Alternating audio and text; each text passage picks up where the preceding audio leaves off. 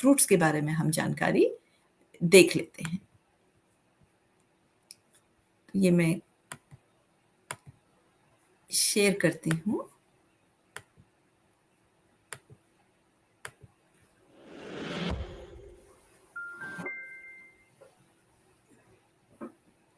There are many ways to compare the healthfulness of different foods. One can compare nutrient content, for example. So, if you were interested in antioxidants, you might compare vitamin C levels. If you did that for our two most popular fruits, apples and bananas, based on vitamin C content, bananas would appear twice as healthy 10 milligrams in a banana compared to only 5 milligrams in an apple.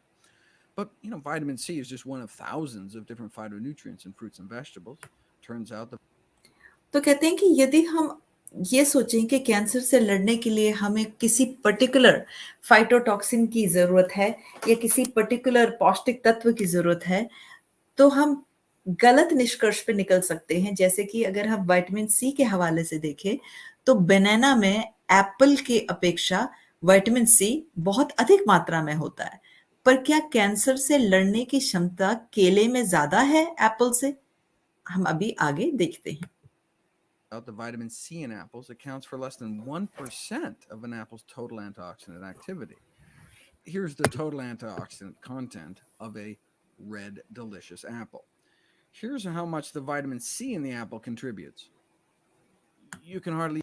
तो कहते हैं इसका कारण है कि हमें किसी एक तत्व के पीछे नहीं जाना, क्योंकि जो एंटीऑक्सीडेंट प्रॉपर्टी है किसी भी फ्रूट या सब्जी की, वो किसी एक तत्व के कारण नहीं है। उसमें असंख्य ऐसे फाइटोटॉक्सिन्स होते हैं, ऐसे एंटीऑक्सीडेंट तत्व होते हैं जो उससे कैंसर या बीमारियों से लड़ने की क्षमता देते हैं। जैसे कि अगर हम एप्पल को देखें, तो एप्पल में जो एंटीऑक्सीडेंट यानी बीमारी और कैंसर से लड़ने की क्षमता है, वो इस पीले बार से आपको दिखाई दे रही है।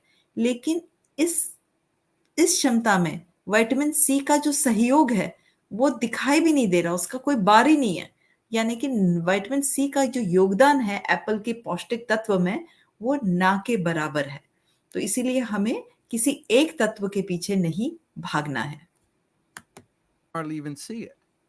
Even though there's only 5 milligrams of vitamin C in a small apple, it has the antioxidant equivalent of 1,500 milligrams of vitamin C. Apple के अंदर जो विटामिन सी है, वो 5 मिलीग्राम के भी बराबर नहीं है। फिर भी सिर्फ 100 ग्राम एप्पल में बीमारियों से लड़ने की जो क्षमता है, वो 1500 1500 मिलीग्राम विटामिन सी से ज़्यादा है। यानी कि हमें किसी एक तत्व विटामिन सी के पीछे पागल नहीं होना, हमें पूरा जो एंटीऑक्सीडेंट पावर जो है किसी फ्रूट में या सब्जी में, हमें उस पे ध्यान देना है कि इसकी टोटल एंटीऑक्सीडेंट कैपेसिटी कितनी है। I've reviewed before how taking that much vitamin C straight in a supplement might actually have a pro-oxidant effect and cause DNA damage. और कहते हैं कि ये जो मैंने पहले एक रिसर्च पेपर में आप लोगों को दिखाया था कि बहुत अधिक मात्रा में जब आप विटामिन सी लेते हैं, यानी कि पिल फॉर्म में, गोली के शेप में के फॉर्म में जब आप विटामिन सी लेते हैं, तो आपको फ़ायदे की जगह नुकसान होता है। तो जो लोग कहते हैं ना कि आपको अगर ज़ुकाम है तो हाई डोज़ विटामिन सी लीजिए, प्लीज़ उनकी बातें बिल्कुल मत सुनिए।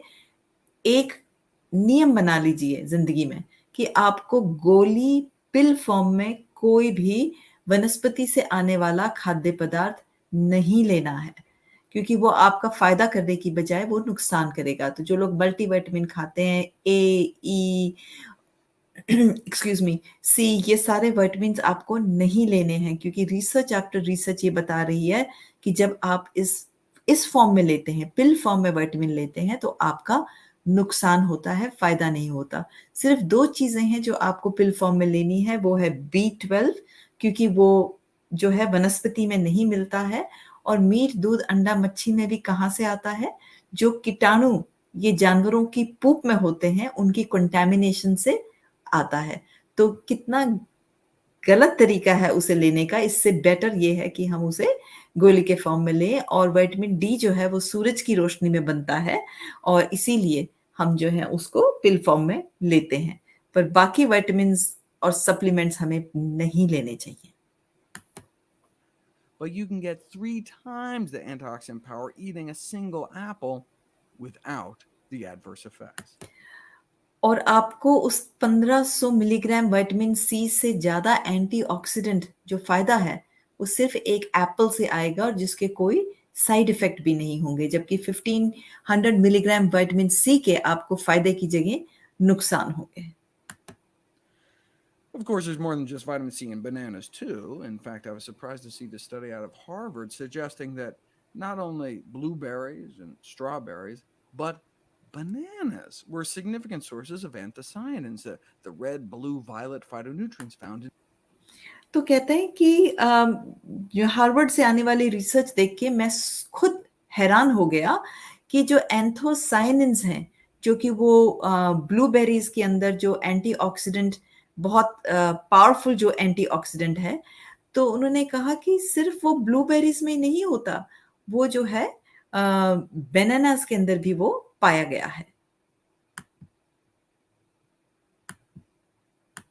Of anthocyanins, the red, blue, violet phytonutrients found in berries. Maybe I underestimated bananas. They are, after all, technically berries. Still, I'm looking at these 3 fruits and I'm thinking, I see some anthocyanins here and here, but not seeing much, red, blue, or violet here. Now, wild bananas are a different story. There's anthocyanins in blue, purple, orange red, red purple, and pink purple bananas, right? But none in yellow.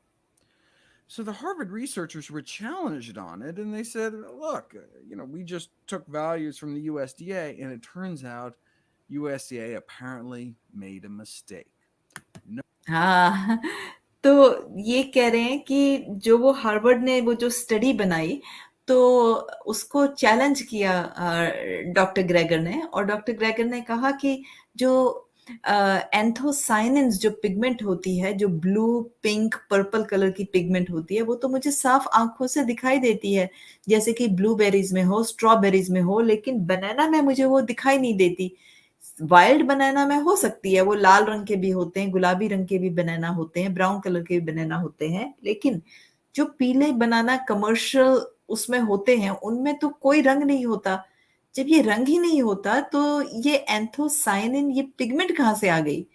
तब Harvard के researchers ने बोला कि हमने ये data जो था वो यूएसडीए गवर्नमेंट के रिसर्च से हमने लिया। हमने खुद ये रिसर्च करके ये डाटा नहीं निकाला, यानी कि ये डाटा सही नहीं था। No anthocyanins in bananas, and despite twice the vitamin C, bananas were beat out by apples in terms of overall antioxidant power. तो बनानास जो थे उनके अंदर कोई एंथोसाइनिन नहीं निकला, और एप्पल जो थे वो बनाना से बहुत ज़्यादा एंटीऑक्सीडेंट जो प्रॉपर्टीज थी उनकी बहुत अधिक थी। इसीलिए अगर आपको मेरे पुराने वीडियोस याद होगा, तो जब मैं फ्रूट्स कहती हूँ तो सब लोगों को ये कहती हूँ कि बनाना जो है उसको कम खाएं एज अ फ्रूट, क्योंकि उसमें बहुत अधिक जो है वो बाकी बीमारियों से लड़ने की क्षमता उसमें इतनी अधिक नहीं होती कंपेयर टू बाकी फ्रूट्स के। तो खाइए, मैं ये नहीं कहती मत खाइए, लेकिन उससे बेटर फ्रूट्स भी अवेलेबल हैं मार्केट में। जैसे हैं एप्पल है, अंगूर है, तो आप तरबूज है, खरबूजा है, ये तमाम फ्रूट्स जो हैं ये आप अधिक खाइए। But that's just measuring the ability of these fruits to quench an oxidation reaction in a test tube. It'd be nice to measure actual biological activity. For example, in this apple study, they also measured the ability of apple extracts from both peeled and unpeeled apples to suppress the growth of human cancer cells growing in a. तो इन्होंने apples की study की, जहां Apple को use किया जो cancer cells थे उन पे, उनको मारने की क्षमता। तो जब कुछ नहीं किया तो देखो कैंसर सेल सीधा ऐसे बढ़ते रहे। जब छील के एप्पल उस पे डाला गया तो कैंसर सेल देखिए कितने मरे, लेकिन जब बिना छीले एप्पल को यूज किया तो कैंसर सेल और अधिक मरे। यानी कि एप्पल की स्किन में भी ऐसे तत्व हैं जो हमें कैंसर से लड़ने की क्षमता देते हैं। और अधिकांश लोगों को मैंने इंडिया में देखा है कि वो एप्पल की स्किन को छील के यूज़ करते हैं। तो आप ऐसा कीजिए, उसपे बहुत अधिक वैक्स होता है, तो यकीनन आपको वो वैक्स नहीं खाना है। लेकिन अगर आप विनेगर का पानी इस्तेमाल करेंगे, स्ट्रॉन्ग विनेगर का पानी इस्तेमाल करेंगे और उसके अंदर अगर आप एप्पल डालेंगे और उसको अच्छे से धोएँगे तो वो निकल आएगा, या नॉर्मल गुनगुना पानी भी अगर आप लें और उसमें डालें तो वैक्स जो है उसमें पिघल जाना चाहिए। फिर उसको अच्छे से किसी कपड़े से खूब रगड़-रगड़ के उसे पोंछ लीजिए, तो आपका अधिकांश जो इंसेक्टिसाइड्स हैं, पेस्टिसाइड्स हैं और जो वैक्स या पॉलिश है एप्पल के ऊपर की, वो उतर जाएगी। फिर आप उसको बिना छीले खाइए तो उसके सारे पौष्टिक तत्व आपको मिलेंगे। In a petri dish compared to control. Wouldn't it be great to be able to compare that kind of superpower between different fruits? Well, now we can. Here's a graph of cancer cell proliferation versus increasing concentrations of the 11 most common fruits eaten in the United States. They decided to use human liver cancer for this study. If you drip water on these cancer cells as a control, nothing happens, right? They start out powering away at 100% growth and they keep powering away at 100% growth. And pineapples, pears, and oranges don't do much better. Peaches start pulling away from the pack. At high peach concentrations, cancer cell proliferation drops about 10%, but bananas and grapefruits work about 4 times better, dropping cancer growth rates by about 40%. Red grapes, strawberries, and apples do even better, cutting cancer cell growth up to half at only half the dose. But these two fruits are the winners, causing a dramatic drop in cancer proliferation at just tiny doses: lemons and cranberry. So I think cranberries India में नहीं होती, लेकिन ये बाकी जितने fruit हैं आप देख सकते हैं, और ये सिर्फ़ लिवर कैंसर के हवाले से है, तो अलग-अलग कैंसर टाइप्स के सेल्स में अलग-अलग फ्रूट्स हेल्प करते होंगे। लेकिन ये आप देख सकते हैं कि पाइनएप्पल, नाशपाती अ, जो थी वो उसने कम किया कैंसर को, पर बहुत अधिक नहीं। बनानाज़ ने जैसे-जैसे आप बढ़ते रहे, डोज़ बढ़ाते गए बनाना की, तो 25% तक कम किया संतरा और बनाना ने। और जब आपने स्ट्रॉबेरीज़ और अंगूर खाए, तो आपका कैंसर जो था वो 50% जो था वो कम हो गया। और जब आपने एप्पल अ, खाए तो आपका जो सॉरी, एप्पल्स एंड स्ट्रॉबेरीज़ से आपका जो था वो ऑलमोस्ट 70% जो कैंसर था वो कम हो गया। और नींबू से सबसे ज़्यादा हुआ, ऑलमोस्ट ये ज़ीरो लाइन तक पहुँच गया है यहाँ पे कैंसर, आप देख सकते हैं। जब आपने नींबू की मात्रा बढ़ाई तो ये कैंसर जो था वो ऑलमोस्ट ज़ीरो पे आ गया। तो यकीनन आप कैंसर के लिए घर में नींबू का बिना तेल का अचार बना सकते हैं, जिसमें आप काली मिर्च, इलायची और कलौंजी और हल्दी डालें उसके अंदर, और बिना चीनी और बिना तेल का आप अचार बनाइए नींबू का घर में, और दोनों टाइम भोजन के साथ वो हम सबको खाना चाहिए इस तरह का अचार, तो हमें कैंसर से लड़ने की क्षमता हमारी बढ़ेगी। और हर मील के साथ अगर हम थोड़ा-सा अंगूर, सेब, कभी स्ट्रॉबेरीज़, कभी संतरा, कभी केला, इस तरह के अलग-अलग फ्रूट खाएँगे, तो यकीनन हमें कैंसर से लड़ने की क्षमता हमारे शरीर में बढ़ेगी। और दिन में आप 4 से 5 बार ग्रीन टी पीजिए, जिसमें नींबू डालिए, तो क्या होगा, नींबू और ग्रीन टी से कैंसर से लड़ने की आपकी क्षमता और अधिक बढ़ जाएगी। So, if you look at the effective dose required to suppress liver cancer cell proliferation, apples are more powerful than bananas, but cranberries win the day. And there was no effective dose listed for orange, pear, or pineapple since they didn't appear to affect this cancer cell growth at all. तो ये हमने देखा कि fruits भी जो हैं, depending on कौन से फ्रूट्स हम खा रहे हैं, उनका असर जो है वो अलग-अलग होता है कैंसर के सेल टाइप्स के ऊपर। तो चलिए, ये हमारा आज का वीडियो था, तो हम रिकैप कर लेते हैं हमने क्या-क्या सीखा। जी, सर्वप्रिय भाई नमस्कार, प्रणाम, स्वागत है आपका। तो आज हमने सीखा कि अलग-अलग हमने जो वेजिटेबल्स हैं, वो अलग-अलग वेजिटेबल्स जो हैं वो कैंसर सेल जिन-जिन तरीकों से पनपता है, फैलता है, उनके हर एक मैकेनिज़्म पे एक्ट करती हैं। और जो लाभदायक वेजिटेबल्स हैं, उनमें से हमने देखा कि उनमें आलू का कहीं नाम नहीं था, तो प्लीज़ अपने भोजन में से आलू बल्कि निकाल ही दीजिए तो बेटर है, क्योंकि जब हम अपने शरीर में कोई ऐसी चीज़ डालते हैं जो लाभदायक नहीं है, तो हम एक अपॉर्च्युनिटी मिस कर देते हैं वो चीज़ डालने से के लिए जो हमारे लिए लाभदायक है। तो आलू ना खाएँ, एकदम कम मात्रा में कर दीजिए, तो वो हमारे लिए अच्छा होगा। तो वो 3 सब्जियाँ जो हर तरह के कैंसर को मारती हैं, वो कौन-सी हैं? वो है प्याज़, हरा प्याज़ और तीसरा है गार्लिक यानी कि लहसुन। तो ये 3 चीज़ें 100% हर तरह की कैंसर को मारती हैं। दूसरी सब्जियाँ जो 75 टू 80% हर तरह के कैंसर को ख़त्म करती हैं, वो हैं क्रूसीफेरस वेजिटेबल्स। और ये वेजिटेबल्स कौन-सी हैं? ब्रोकोली, फूल गोभी, पत्ता गोभी, सरसों, पालक, मेथी और बथुआ, मूली, शलगम और केल, जो कि इंडिया में नहीं मिलती, पर आप उसके बीज ऑनलाइन मंगवा के गमले में अपनी बालकनी में लगा सकते हैं। तो ये सारी सब्जियाँ हैं क्रूसीफेरस वेजिटेबल्स। ये 80 टू ग्रेटर 80% से ज़्यादा कैंसर्स को 100% मार देती है। तो यदि हमें कैंसर से बचना है, तो हमें दिन में 2 बार इस तरह की सब्जियाँ खानी ही खानी है। प्याज़, लहसुन और बाकी ये जो क्रूसीफेरस वेजिटेबल्स हैं, दिन में 2 बार खानी है। तीसरा हमें क्या करना है, जो मशरूम, जो सफ़ेद मशरूम मिलती है, कॉमनली अवेलेबल होती है, इसमें 3 से 4 मशरूम हमें रोज़ खानी है, कच्ची नहीं खानी, कच्ची मशरूम से कैंसर बनता है।